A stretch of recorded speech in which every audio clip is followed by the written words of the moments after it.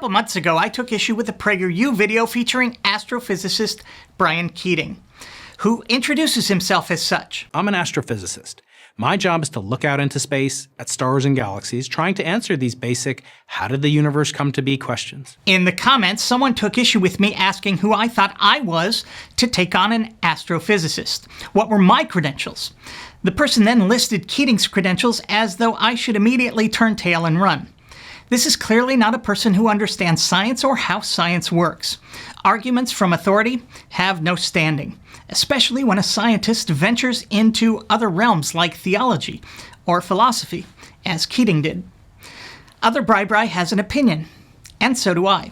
His credentials mean nothing outside his discipline, and even within, his credentials go only so far as they are no guarantee of fidelity. The bigger problem for me is that Keating says things in that PragerU video which are clearly disingenuous at best and dishonest at worst. For instance, I know that other Bri knows that actual science requires no faith. His training taught him that if another scientist comes to him and tells him that he needs to believe her hypotheses, that she can't actually demonstrate their viability, she is not doing science. Science is demonstrable, no faith required. Other Bri knows that. Hypotheses like the multiverse are not believed by scientists. They're investigated. Some hypotheses hold more promise than others, and some scientists are drawn to one more than another. But until there is solid, demonstrable, repeatable, peer-reviewed evidence, no one in the scientific community believes anything.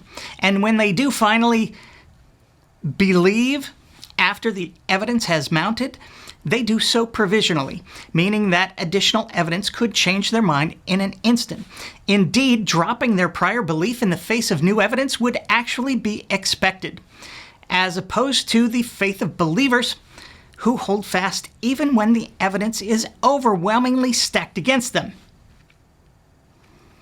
At no point in the process of gathering evidence and testing hypotheses is faith required. Keating, he knows that.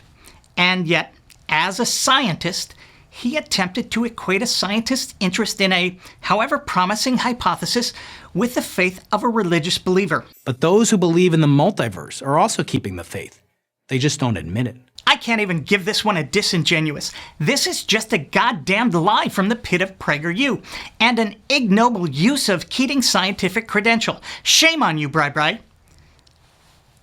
Other Bri. Here's another bit of dishonest drivel. The same scientists who reject God's existence due to the lack of evidence pin their hopes on a theory so all-inclusive and vague, it could never be refuted. Unlike other Bri who claims to have the answer for how everything came to be, good scientists are not locked into any particular hypothesis regarding the creation of the universe. So that ginormous hope scientists have, according to other Bri, simply doesn't exist. That's another lie, and Keating knows it. If the multiverse hypothesis can't be demonstrated or is somehow falsified, scientists will move on to some other natural, non-magical theory and begin investigating that possibility, because that's just what scientists do. This is so much projection on the part of other Bri. The religious are the ones pinning their hopes on an all-inclusive theory so vague it could never be refuted. They've told us so themselves. Believers routinely talk about how losing their faith would categorically destroy their lives, stripping them from all sense of meaning and purpose.